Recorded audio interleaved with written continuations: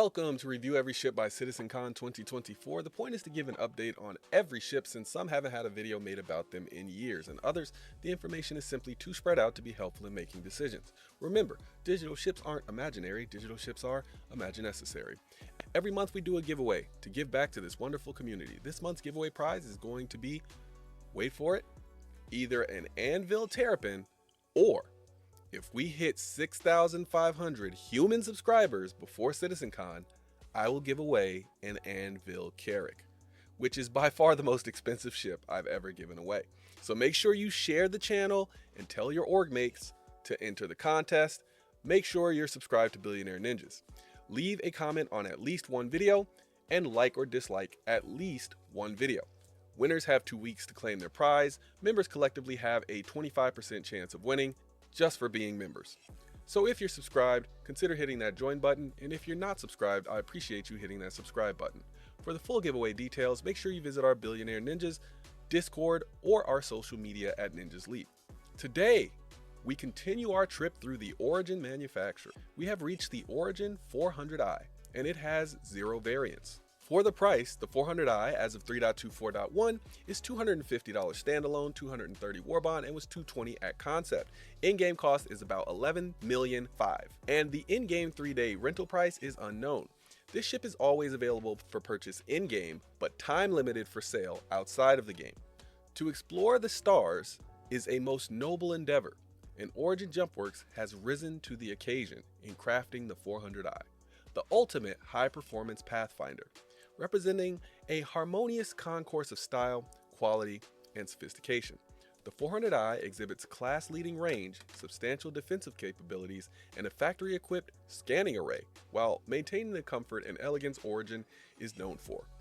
Take on the harshest corners of the galaxy without compromise. The Origin 400i.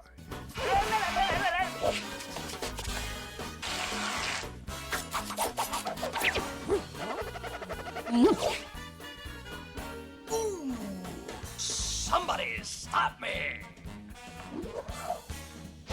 Uh-oh. For measurements, the 400i has a length of 60 meters, beam of 32 meters, height of 12.5 meters, and it is a size 4 large ship. Its minimum crew is 1 and its maximum crew is 3. It can carry 42 SCU, and it has about 3,810 micro SCU of internal stowage. The claim time for the 400i is about 22.5 minutes, expedited is 7.5 minutes, and the expedited fee is at about 12,000 credits as of 3.24.1.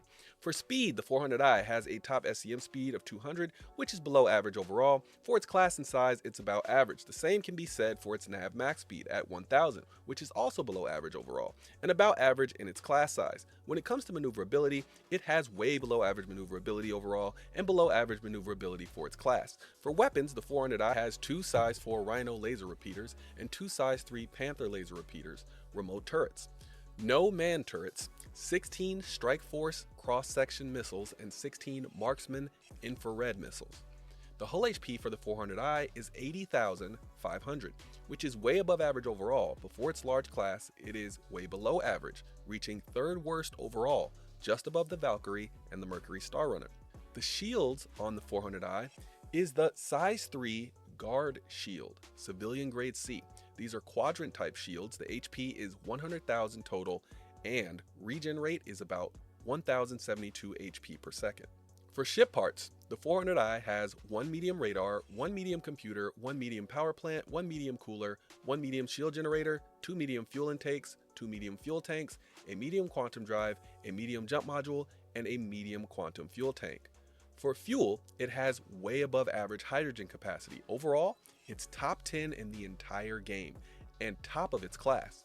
For quantum fuel, it's way above average overall, but about average for its class. For quantum capability, the 400i uses the Drift Stealth Grade C quantum drive. The range on this one is interstellar, meaning you can travel anywhere in the system multiple times without refueling, and will also have fuel to make it to your next destination in a neighboring star system. This is the highest standard for long distance travel. For special features and amenities, the 400i has a lot of amenities. There is a dedicated garage designed to hold the Origin X1, but is capable of holding other similarly sized bikes. There are 3 armor suit lockers and 3 weapons racks, a docking collar, The 400i also has 2 climate-controlled storage rooms, 1 bathroom, a captain's quarters, and a shared double bedroom, all with a total of 3 clothing lockers. There is also a full kitchen, a dedicated dining area, and a hollow table. This ship also has some excellent views from the hollow table area. My preferred loadout for this ship, I got all Mantis 220 Gatlings because for slow ships, we need fast fire rates to put as many holes in the enemy as possible when we manage to get on target. Swap half of those missiles for Dominators and the other half for Rattlers. Swap the stock shields for Stealth Grade A, and we're actually going to go Stealth Grade A on everything here except for that cooler. So the power plant stealth, quantum drive stealth, but when it comes to that cooler, we're going to go Industrial Grade A cooler. A quick shout out to my first ninjas, Star Touch and Rob, my Hokage member, Old Weeb, my Jonin Ninja members, Radium TX, Paling Tan, The Solid Exodus, Damon Danielson, Dark Wolf God, and ETL in Spades. And my Chunin Ninja members, Raygun 972, Wakan Yosai, Rage 1, Scorpio King 3, Soul Galaxia, Meat Salad, Praetorian, and Jay Solus. And of course, all my other members from every level who are all listed at the end of the video. As always, membership is never required, but always appreciated. You help make this YouTube dream even more possible, so thank all of you, except for that cooler. Now it's time to rate this ship. A rating I rate from 1 to 10. My 1 is only buy if you have a unique reason that is specific to you or because you like the looks of the ship. My 10 is basically if you have the money, this ship is almost guaranteed to be useful to you in the game. A 1 doesn't mean the ship is useless or ugly, and a 10 doesn't mean that the ship is perfect. Just remember, this is just our rating. Please give us yours in the comments down below, or just do whatever you want. It's a free country, well, at least where I live. My ratings for this ship overall is a 6. Let's start with what I like about the ship. Hydrogen, hydrogen, hydrogen. I think I finally figured out the purpose of the 400i. It's a tough, planetary, explorer ship and recon ship. It's not meant to go far in quantum like the MSR, which is the better recon ship. It's not meant to take a bunch of damage like the Connies. It's not meant to destroy anything that gets in front of it like the Corsair. It's supposed to keep 3 people safe while they explore a single planet and its moons, with enough fuel to get them there and get them home from anywhere in the verse. That's it. If you use it for that, you will be satisfied. Also, the cargo capacity is a bit higher than it would lead you to believe because of that climate-controlled storage. Oh, did I mention that it is the only ship currently in game with climate-controlled storage as of 3.24.1? It also flies very well in atmosphere, has an excellent interior layout and feel.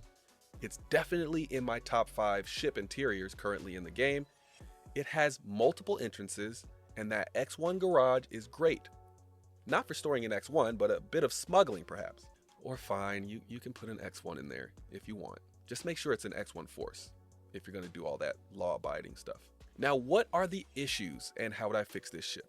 Well, the September 2024 rebalance saw this ship lose 2 coolers and 2 power plants, which had a lot of people up in arms. But we don't know if that comes with some added maneuverability or speed, so I'm not going to take any points off. But that also means I'm not giving this thing any breaks when it comes to other areas. Right now, it's too slow, not maneuverable enough, its quantum fuel capacity isn't high enough, and it has average toughness at best. The cargo capacity is lackluster, and the ramp is just short enough and just slim enough to deny you from using variations of the Cyclone that might better suit this ship, even though that lift could clearly be wider and taller without much effort. Also, can someone explain to me why this ship doesn't include an X1? They could have made this ship cost $275 and included an X1, and it would have made so much more sense as a purchase for people looking in the medium to large range for a minimal multi-crew ship. The 600i comes with a G12. The 890 Jump comes with an 85X. I mean, can the 400i get an X1? Or are we saving that for a 500 series ship? If we don't get a free X1 in the 500i, we riot. So who is this ship for? This ship has a very specific purpose. And I found that the only people that should really own this ship are people who want it for a very specific purpose. It's for people who want to explore planetary bodies, maybe go cave hopping, maybe find some interesting unique locations, and then do the same thing on a moon. It truly is a medium range exploration ship. And I say medium range because even though this can go pretty far and stay out for a while, it really shouldn't. It's not tough enough, it doesn't carry enough cargo, and it's not fast enough for that role. Leave that up to the Carrack owners and the MSR when it comes to that recon. I mean, you could do a nice bit of recon with it though. It is listed as a Pathfinder. I would just rather have a Terrapin or an MSR for that specific purpose. So why is it a 6? Well, even with all its flaws, it still shines brightly when you use it for its intended purpose. Exploration. There just aren't many ships at this price point that can go as far as this can and stay out as long as this can. I'm on record saying I prefer this over the MSR, and I stand by that as far as using one for an exploration ship. But outside of that, and due to some recent developments by CIG, the MSR is simply better overall as a ship to own. It's not as tough, and it doesn't have as many weapons, but everything else about it is better. It can carry an Ursa, which is a huge advantage now that the NURSA exists. It can carry an ATLS without taking up SU capacity, which means it can have a tractor beam and can become a legitimate cargo ship with triple the storage of the 400i. And most importantly, it just plain looks better than the 400i. So, to everyone who's wondering, yes, the 400i won a battle against the MSR, but the MSR has officially won the war. I imagine using this ship as it is intended, a medium range explorer where I've already scanned a planet with either my Odyssey or my Endeavor, or it could even be maybe the Terrapin. We don't know if it'll be able to do that, but maybe. And then I'll use this when I just need a ship to go check out what's down there visually and bring back data, mineral samples, and a small amount of anything else interesting. The type of mission that might take a few days, and I might have to use this as a mini apartment. But if I have an X1 in the garage, a rock in the cargo hold, and a few specimen boxes and cages in the climate controlled storage, I can't think of a better ship to take with me. It just takes a bit of preparation and extra money to make this do what it's supposed to do.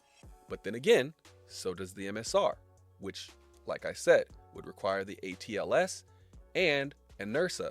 So, CIG, how about including that X1 to take a bit of the load off of owning this 400i? I know you're here for our rating, but if you really want a ship, go buy it. We won't stop you. Or even better, all ships can be earned in-game once the game releases, and some you can purchase in-game right now. These are just our ratings, but when you spend, it's your money. My opinion, if you want a medium-range explorer, there is not a better ship out there for that specific purpose. But if you want to use it for anything other than that, you'll be severely disappointed. Get a Connie or a Corsair if you want to both fight and explore. The Aquila if you're leaning towards exploring. The Andromeda if you're leaning towards fighting and you prefer the looks or aesthetics over the Corsair. And the Phoenix if you're leaning towards luxury. If all you need is utility and the ability to fight, I would say the Corsair is your best bet. The MSR is your best bet if you want a daily driver or you're looking more for that recon role. So this one is rare because it's right on that line of earning game and purchase.